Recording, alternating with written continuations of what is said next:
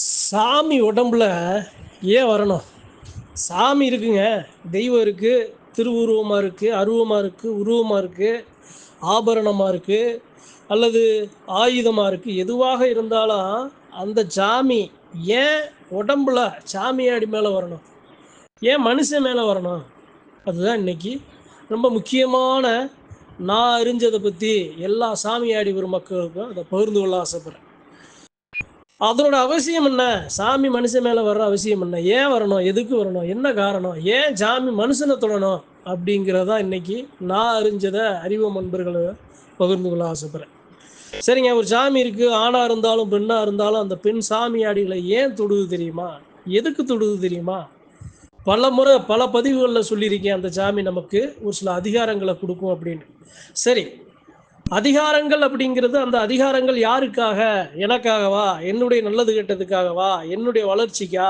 என்னுடைய பிள்ளை குட்டிகளுக்கா? கிடையாது. அந்த அதிகாரம் எனக்கானது அல்ல. அந்த எல்லைக்கு பாத்தியப்பட்ட எல்லா மக்களுக்குமானது, அந்த குல தெய்வத்துக்கானது. சரி, இது இல்லாமல் வேற என்ன? என்ன ஏன் வரணும்? மனுஷன் மேலே என்ன எதுக்குங்க வரணும்? ஒரு எல்லா எல்லைகள்லையும் சாமி ஆடி பெருமக்கள் இருக்காங்க, சாமி ஆடுறாங்க.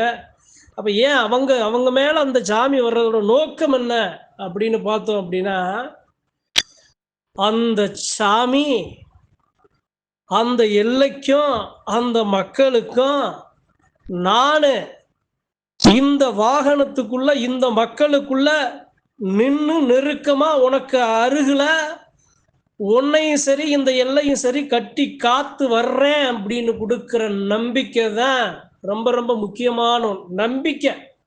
ஏண்டா, டேய் நான் இருக்கேன்டா, உனக்குள்ள இருக்கேன்டா, உன் பக்கத்திலேயே இருக்கேன்டா, நானும் உன் நல்லது கெட்டதுல நான் கலந்துக்கிறேன். உனக்கு வரப்போற ஆபத்துகளை அதுல இருந்து நான் பாதிச்சு உனக்கு பாதுகாப்பா நான் நிக்கிறேனப்பா. தலைமாடு கால் மாடு காத்து ஓ நிழலா ஓ உருவமா நீ என்ன இப்படி இருக்கியோ அதே மாதிரி நான் இருக்கேன் அப்படின்னு காட்டுறதுதான் அந்த சாமி மனுஷன் மேல வர்றது. மன்னிக்கணும். சரிங்க, இது இல்லாம வேற எதுக்கு? வேற ஏன் வரணும் அப்படின்னா, என் சாமி என் மேல வருது அப்படின்னா என்னை மாதிரியே எல்லாரும் இருந்துட மாட்டாங்க. 10 விரல் ஒன்றா இல்லை அப்படின்னு சொல்லுவாங்கல்ல. 10 விரல் ஒன்றா இருக்காது அப்படின்னா, என் சாமி எனக்குள்ளே வருது அப்படின்னா, நான் ஆணாக இருந்தாலும் பெண்ணாக இருந்தாலும் அவங்களுக்குள்ளே வருது அப்படின்னா, அவங்களுக்குங்கிற அந்த தெய்வத்தோட குணங்கள் அப்படியே அவங்களுக்கு கடத்தப்படும். நான் கோழையாக இருக்கேன், என் சாமி என் மேலே வந்துருச்சுன்னா நான் வீரனாக மாறுவேன். நான் எதிர்த்து கேள்வி கேட்க அச்சப்படுறேன், சாமி என் மேலே வந்துச்சுன்னா எதிர்த்து கேள்வி கேட்க அச்சப்பட மாட்டேன். தவறான செயல்களில் நான் ஈடுபடுறேன், சாமி வந்துச்சுன்னா ஈடுபட மாட்டேன். அப்போ அந்த சாமியோட குணம் என்ன? அந்த சாமி எப்படி அனுசரிக்கும்? பந்த வாசத்தில் எல்லா மக்கள்கிட்டையும் எப்படி பழகும் அப்படிங்கிற அந்த தெய்வத்தோட குணாதிசயங்கள் அப்படியே எனக்கு கிடைக்கும், சாமியாடி பெருமக்களுக்கு கிடைக்கும். சரிங்க, இதெல்லாம் தெரிஞ்சது தானேங்க, இதெல்லாம் தெரிஞ்சது தானே, புதுசாக என்னங்க சொல்ல போறீங்கன்னு ஒரு சில அறிவார்ந்த பெருமக்கள் நீங்கள் கேட்கலாம். அவங்களுக்கு ஒரு சில நிகழ்வுகளை அறிவு நண்பர்கள்ட்ட பகிர்ந்து கொள்ள ஆசைப்படும். சரி, சாமியாடி ஆகிய பெருமக்களுக்கு அவர்கள் செய்கிற பணிகள் என்னென்ன அப்படிங்கிறதா இன்னைக்கு இந்த பதிவு. முதல்ல அந்த சாமிய, அந்த எல்லையில இருக்க அந்த சாமியை கட்டி காத்து கொண்டணைச்சு வர்றது.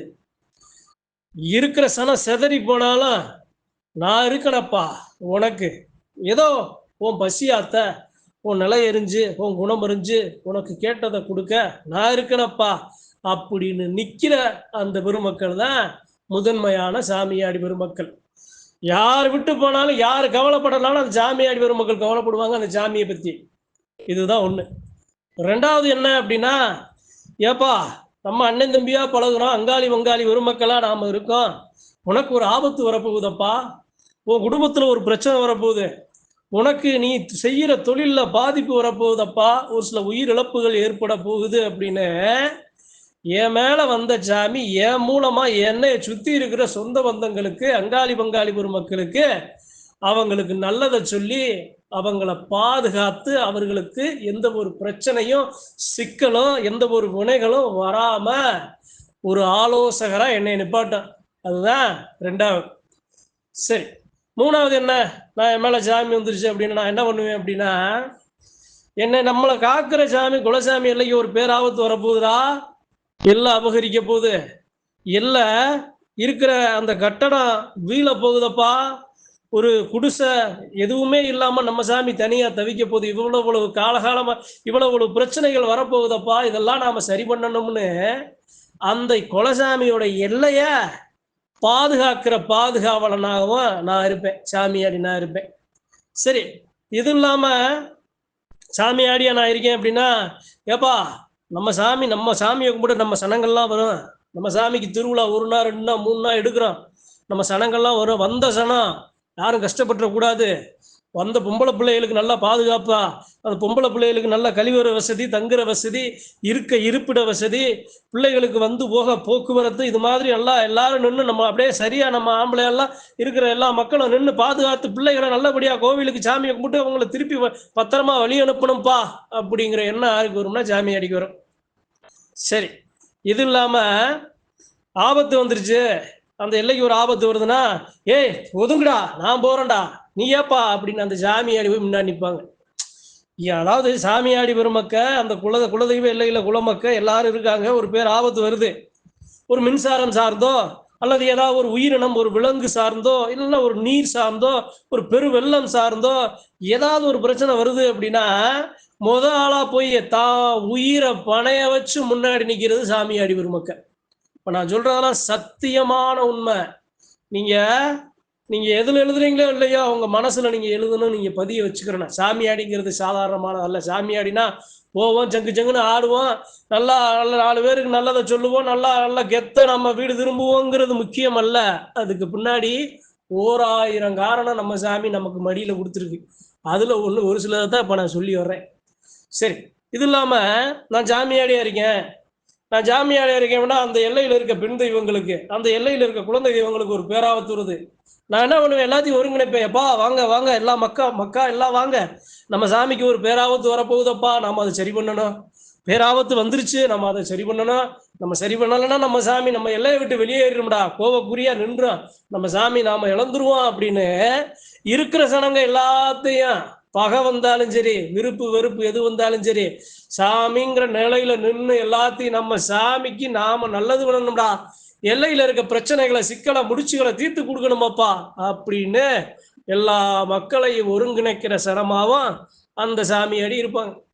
சரி, இது இல்லாம நீதியா உண்மையா நேர்மையா, தப்பு யார் செஞ்சாலும் பெத்த தாய் கட்டிய மனைவி கணவன் புள்ள யார் செஞ்சாலும் தப்பப்பா, ஏய் இதை நீ எப்படி செய்யலாம், இந்த இல்லை இந்த சாமிக்கு ஆனதப்பா நமக்கானது இல்லை, நம்ம வர்றோம் போற நம்மளுடைய சொத்து, ஆனா காலத்துக்கு இந்த எல்லையில இருக்கிற சாமி வாழ்ந்து குடிகொண்டு இந்த இடத்துல வாழ்ற நம்ம சாமிகளுக்கு இந்த விஷயம் சேராதப்பா, செய்யக்கூடாதுப்பா, யார் செஞ்சாலும் தப்புன்னு நிக்கிற அந்த ஒரு வல்லமா இருக்குல்ல, அது சாமியாடிக்கு இருக்கும், அந்த சாமியாடி குணங்களுக்கு இருக்கும். சரி, இது இல்லாம திருவிழா வருதப்பா, நம்ம சாமியை பரிபூரணம் அழைக்க போறோம், ஆண் தெய்வங்க பெண் தெய்வங்க, நம்ம சாமிக்கு கரம் எடுக்க போறோம், ஆபரண பெட்டி அழைக்க போறோம், நம்ம சாமிக்கு படையில கொடுக்க போறோம், குடை கொடுக்க போறோம், பூசை கட்ட போறோம், நல்லா மயானக்குள்ள போக போகுது சாமி, ஊர்வலம் நைட்டு பவனி வரப்போகுது, வேட்டைக்கு போக போகுது, இது மாதிரி 1000 இருக்கா. அந்த 1000த்துலயும் என்ன பண்ணுவாங்க சாமியாடி பெருமக்கள் எல்லாரும், வந்த சாமி அண்ணனா தம்பியா ஆத்தாளா தம்பியா மகனா அக்காளா தங்கச்சியா எந்த சாமி இருந்தாலும் அந்த சாமிக்கு பக்க பாதுகாப்ப ஏற்படுத்தி குடுறா, மூளைக்கு நில்லு, சாமியாடி அண்ணன் தம்பி எல்லாவா, கரகம் வருது, ஆபரண பெட்டி வருது, சாமி வேட்டைக்கு போகுது, போற சாமிக்கு எந்த தடங்களும் இல்லாம சாமி பரிபூர்ணமா எல்லாம் வந்து மீண்டு சேரணுமப்பா வாங்கப்பா அப்படின்னு இருக்கிற அந்த தெய்வங்கள், அந்த சாமியாடி பெருமக்கள் எல்லாரும் அந்த தெய்வத்துக்கு தேவைய அதனுடைய பாதுகாப்பை உறுதி செய்யறதும் சாமியாடி பெருமக்கள் தான். சரி, இது இல்லாம நான் சாமியாடி இருக்கேன் அப்படின்னா, என்னடா அண்ணன் வந்துட்டாரு எங்கப்பா தம்பியா, ஏய் எங்க ஆத்தா இன்னும் வரலையப்பா, ஆதி தெய்வம் இன்னும் வரலையே, பரிபூர்ணமா சாமி வரணுமே, வந்தா தானப்பா அந்த எல்லையில இருக்கிற நம்ம அடுத்த கட்ட செயலை செய்ய முடியும், சாமியை உணர்ந்தா தானப்பா நம்ம மக்களை காத்து கொடுக்கும்னு நம்ம மலை போல நம்ப முடியும், எங்க சாமியை வரவையே, குத்தம் குறை இருக்கா மன்னிப்பு கேளு, சாமிக்கு தேவையானது என்ன மேளமா, சாமிக்கு தேவையானது படையலா, சாமிக்கு தேவையானது ஆயுதமா, சாமிக்கு தேவையானது என்னென்ன எல்லாத்தையும் கொண்டு வா, எல்லைக்கு கொண்டு வா, நம்ம சாமியை வர வச்சிடணும்ப்பா, தெய்வத்தை வர வைக்கணும். நான் வந்துட்டேன், என் அக்கா வரல, என் தங்கச்சி வரல, எல்லா சாமியும் வரணும், எல்லையில இருக்க சாமியை உணரணும். அப்ப தாண்டா இந்த சாமி இந்த கலரி விழால இருந்து அந்த எல்லைக்கு நகரம்னு நிக்கிற அந்த பெருமக்க யாரா இருப்பாங்கன்னா உண்மையான சாமியாடி பெருமக்க. சரிங்க. இது இல்லாம நான் வாக்கு சொல்றேன், 4 மக்களுக்கு நல்லது சொல்றேன், எனக்கு பணத்தை கொடு, பொருளை கொடு, பொண்ணை பொருள் எதுக்கு ஆசைப்படாம, ஆத்தா என் சாமி எனக்கு வந்தது உனக்கு உதவி செய்யத்தான், உனக்கு நல்வாக்கு சொல்லத்தான், உன்னால முடிஞ்சதை கொடு, இல்லைன்னா விடு அப்படின்னு ஏழை எளிய மக்களுக்கு வாக்கு சொல்லி அந்த மக்களை காத்து நிக்கிற பெருமக்க யாருன்னா சாமியாடி பெருமக்கத. சரி. இது இல்லாம ஒரு எல்லையில இருந்து ரொம்ப தூரமா ஒரு சாமியை அழைச்சு போறோம், எடுத்து போறோம், ஒரு தெய்வத்தை ஒரு எல்லையில இருந்து இன்னொரு இடத்துல சாமியை வைக்க போறோம், கட்ட போறோம், ஆலயத்துல திருவுருவ சிலைகளை எல்லாம் பார்க்க போறோம். அப்ப அந்த இடத்துல முன்னுமா முதலுமா முடிவா நிக்கிறது சாமியாடிதான். சாமியை எல்லையை கொண்டு சேர்க்கிற வரைக்கும், சாமியை அந்த எல்லையில உருவாரமா நின்று பரிபூரணமா சக்தியை ஏத்துற வரைக்கும் மடியில நெருப்பு கட்டி சுமந்து வைக்கிற வர்ற பெருமக்களும் சாமியாடி பெருமக்கள் தான். சரி. நடந்தா நின்னா தூங்குனா பேசுற பெருமக்க யாரு? அந்த சாமி யாருகிட்ட பேசும்? சாமியாடிகிட்ட தான். அந்த சாமியாடிகளுக்கு சாங்கியங்களை கற்றுக் கொடுக்கும், உக்திகளை கற்றுக் கொடுக்கும், நல்ல சிந்தனைகளையும் நல்ல ஆலோசனைகளையும் நல்ல செயல்பாட்டுகளையும் சாமியாடிகளுக்கு கற்றுக் கொடுக்கும். நான் இருக்கேன் அப்படின்னா, டேய் உனக்குள்ள நான் இருக்கேன்டா, உன்னால நீக்க முடியாத பிரச்சனை எதுவுமே இல்லையாப்பா, நீ போடா, உன் பின்னாடி நான் வர்றேன், உனக்கு வழக்கையா இடப்பக்கமா நான் நிற்பேன், என் அண்ணன் நிற்பேன், என் வாகனம் நிற்கும்டா போ அப்படின்னு உத்தரவை கொடுத்து நடு சாமத்துல கூட காத்தா கருப்பா பேயா பில்லியா சூனியமா செய்வன எல்லாத்தையும் கருவறுத்து எல்லாத்தையும் சரி பண்ணி கொடுக்குற அந்த பெருமக்கள் தான் சாமியாடி பெருமக்க. என் சாமிக்கு தேவை என்ன? பசியா இருக்கா, உண்ண உணவு இருக்கா, உடுத்த உடை இருக்கா, அந்த தெய்வம் இருப்பிடம் இருக்கா அப்படின்னு பார்த்து பார்த்து துடியா துடிச்சு நிக்கிற பெருமக்க தான் சாமியாடி பெருமக்க. எப்படி எல்லையில ஒரு உள்ள மன கஷ்டப்பட்டு போகுதப்பா, தெய்வத்துக்கு பாத்தியப்பட்ட பிள்ளை, போறது பிள்ளையா இல்ல நம்ம சாமியா என்னன்னு பாடுறா, நம்ம சாமியா இருந்தா அந்த நிலம் உருவாக கூடாதப்பா, அப்ப அதை சரி பண்ணணும்னு துடிக்கிற பெருமக்க நம்ம சாமியாடி பெருமக்க தான். ஒரு எல்லையில நடக்குது, சாமி மாதிரி 4 பேர் நின்று பேசுறாங்கன்னா, அவங்க பேசுறத கேளப்பா, அவங்க பேசுற கருத்துல நியாயம் இருக்கு, அந்த தெய்வத்துக்காக பேசுறாங்க, தெய்வமா நின்று பேசுறாங்க, இதை நீ ஏன் குறுக்க நிக்கிற, தடுக்கிற அப்படின்னு நல்ல மக்களை முன்னுக்கு நிறுத்தி அவர்கள் கேட்கிற கருத்துக்களை முன்ன கேட்கிறதும் சாமியாடி பெருமக்க தான். கெட்டதை அகற்றி நல்லதுகளை முன்னேற்றுறதும் சாமியாடி பெருமக்க தான். ஒரு எல்லை இருக்குன்னா அந்த எல்லையில சுத்துக்கு தூணா நிக்கிறதும் சாமியாடி பெருமக்க தான். சாமிய ஒவ்வொரு கணமும் குலசாமி எல்லையை விட்டு வீட்டுக்கு வந்தாலும் அந்த சாமி இருக்கிற வரைக்கும் எல்லா இடத்துலையும் அந்த சாமியை அணுவா ஒவ்வொரு நொடியும் சிந்திச்சு மனசுல அந்த தெய்வத்தை அழகா கோட்டை கட்டி அந்த தெய்வத்தை பத்தின சிந்தனையாவே இருக்கிற பெருமக்களும் சாமியாடி பெருமக்க தான். அதனால இன்னைக்கு இந்த பதிவெல்லாம் நான் ஏன் சொல்றேன் அப்படின்னா, சாமி ஆடி உண்மையா சாமியாடுற பெருமக்கள் சாதாரணமான பெருமக்கள் அல்ல. உங்க மேல சாமி சம்மணங்களை போட்டு உட்காரும். உங்களுடைய எண்ணம், சிந்தனை, புத்தி, செயல், நட, உட, பாவனை, சிரிப்பு, அழுக, கண்ணீர், கவலை, வேதனை எல்லாத்துலயும் உங்க மேல வர்ற சாமி கலந்து நிற்கும். நீங்க வர்ற இன்பமா இருந்தாலும் வேதனையா இருந்தாலும் வலியா இருந்தாலும் அந்த சாமி அனுபவிக்கும். அந்த சாமி வர்ற இன்பமா இருந்தாலும் துன்பமா இருந்தாலும் வேதனையா இருந்தாலும் சாமியாடியாகி நீங்க அனுபவிப்பீங்க. அதனால சொல்றேன், சாமியாடி பெருமக்களுக்கு சொல்றேன், நீங்கள் எல்லாரும் போல சாதாரண மனுஷன் மாதிரி இல்ல, தெய்வத்தின் உரையாடல, தெய்வத்தின் நெருக்கமான தெய்வம் கட்டி அணைச்ச பெருமக்கள் சாமியாடி பெருமக்கள். 4 சத்தியமான வழியில நில்லுங்க, நீதியான வழியில நில்லுங்க, ஏழை எளிய பெருமக்களுக்கு உங்களால முடிஞ்சதை உதவுங்க, தெய்வமா நின்று எல்லா மக்களையும் காத்து கடைசி வரைக்கும் நீங்க உங்க குலசாமியை கொண்டு செலுத்தணும். 1000 இடையூறு வரும், 1000 கண்ணீர் வரும், 1000 வேதனை வரும், எத்தனை வேதனை எவ்வளவு கண்ணீர் வந்தாலும் எதுக்கும் கலங்காம மேல வந்த சாமியையும் உயர்த்தி தெய்வ சக்தியை மேலோங்க செய்கிற அந்த ஆகச்சிறந்த பொறுப்பு உங்க சாமியாடி எல்லையில இருக்க அந்த சாமியாடிகளுக்கு தான் இருக்கு. நீங்க இருக்கணும், ஊக்கமா இருக்கணும், நீங்க இருக்கணும், மலவோல இருக்கணும், நீங்க சாமி இருக்குங்கிறத அந்த எல்லைக்கு நிறுவனம் பண்ற மகா சக்தியாக சாமியாடி பெருமக்கள் இருக்கணும். சாமி இல்லைன்னு உன்னால சொல்ல முடியுமா, நிரூபிக்க முடியுமா? இந்த எல்லையில சாமி இருக்கு, காக்குது அப்படிங்கிற சாட்சிகளை, ஆதாரங்களை, ஆவணங்களை அள்ளி எறியணும் சபையில. அப்பேற்பட்ட பெருமக்கள் தான் சாமியாடி பெருமக்கள், சாதாரண பெருமக்கள் அல்ல. அதனால இந்த பதிவின் மூலமாக சாமியாடி பெருமக்களுக்கு சொல்றேன், உங்களுக்கு உங்கள் தெய்வம் உங்க மடியில தவழுது.